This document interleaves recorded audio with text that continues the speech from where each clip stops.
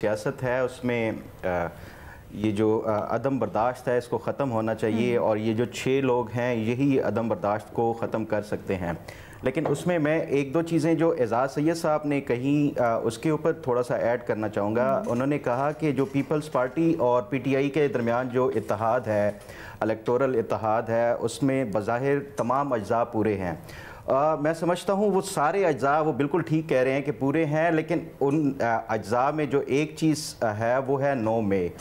9 مئی کو جب آپ ذہن میں رکھیں تو جو پی ٹی آئی کے اپنے رہنما ہیں، اپنے قائدین تھے، چاہے وہ صوبائی سطح پہ ہوں، وہ نیشنل لیول کے اوپر ہوں، وہ تمام تر جو ہے وہ پی ٹی آئی کو جو ساتھ ہے وہ چھوڑ چکے ہیں. شیخ رشید تک جو قائد تھے ایک پارٹی کے، وہ بھی عمران خان کا جو بظاہر ساتھ چھوڑ چکے ہیں. تو جب پارٹی کے اپنے لوگ عمران خان کا ساتھ چھوڑ چکے ہیں 9 مئی کی وجہ سے،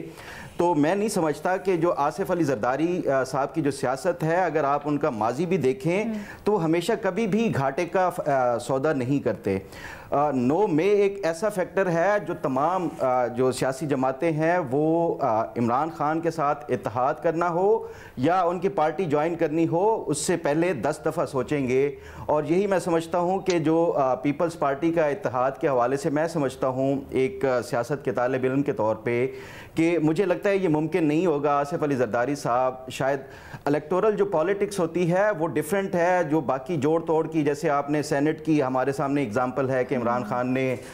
جو چیئرمین سینٹ کو لگانے کے لیے ان کا اتحاد کیا تھا، صادق سنجرانی کو لگانے کے لیے عمران خان کے ساتھ زرداری صاحب نے. جو الیکٹورل پالیٹکس ہوتی ہے اس کا جو ڈیفرنٹ سیناریو ہوتا ہے، اس میں آپ نے اپنے جو ورکرز ہیں، جو گراؤنڈ کے اوپر آپ کے ووٹرز ہیں، ان کے جذبات کو بھی اور ان کے جو خیالات ہیں ان کو بھی مد نظر رکھنا ہوتا ہے. آپ پی ٹی آئی کا ورکر دیکھیں تو وہ ان کی ہمیشہ سے جیسی سیاسی پروان وہ چڑھے ہیں، عمران خان نے ان کے ذہن میں صرف ایک بات ڈالی ہے کہ آصف علی زرداری اور نواز شریف چور ہیں، کرپٹ ہیں. عمران خان کیسے اپنے ووٹر کو یہ قائل کر سکتا ہے کہ جن کو میں پوری زندگی چور اور کرپٹ کہتا رہا ہوں، ان کے ساتھ مل کے اتحاد کر کے ہم الیکشن لڑتے ہیں اور ملک میں تبدیلی لاتے ہیں. اسی طرح آصف علی زرداری کا جو ورکر ہے وہ بھی ہمیشہ سے انہوں نے جو چاہے وہ زرداری صاحب ہوں یا محترمہ بے نظیر بھٹو صاحبہ کے دور میں بھی وہ ایک لائل رہے ہیں. اور عمران خان اگر ان کو تاحیات ایک کرپٹ اور 10% اور یہ اس طرح کے جو القابات سے نوازتے ہیں، تو ان تمام چیزوں کو اگر ذہن میں رکھیں تو میں نہیں سمجھتا کہ آصف علی زرداری صاحب اس طرح کا اتحاد کریں گے الیکٹورل جو خاص طور پہ الیکشن کے حوالے سے. اور وہ بھی 9 مئی کے واقعے کو آپ ذہن میں رکھیں. اس کے جہاں تک بات ہے کہ یہ جو اب سیاست جو الیکٹورل جو الیکشن ہونے کا ٹائم ہے، 1 یا 2 دن میں اسلام آباد ہائی کورٹ سے یہ نواز شریف صاحب کی جو اپیلوں کے حوالے سے ہے وہ بھی فیصلہ آ جانا ہے، شاید کل آ جائے یا پرسوں آ جائے. اس کے بعد آپ دیکھیں کہ جو الیکشن کمیشن ہے اس نے بھی حلقہ بندیاں تقریباً مکمل کر لی ہیں، شاید وہ کل اناؤنس ہونی ہے. اس کے بعد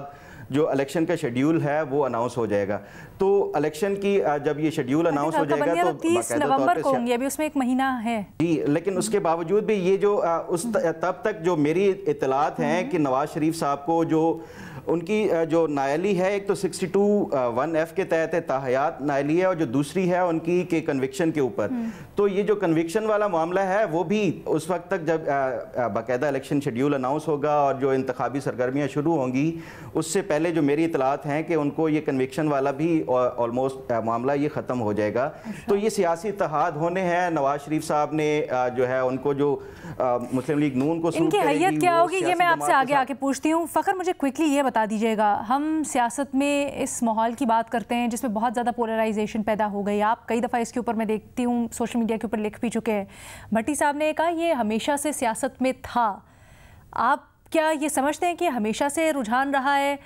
یا پھر جس طرح اعزاز کہہ رہے ہیں کہ پاکستان تحریک انصاف کی جو پاپولر سیاست تھی یا ان کا جو طرز سیاست تھا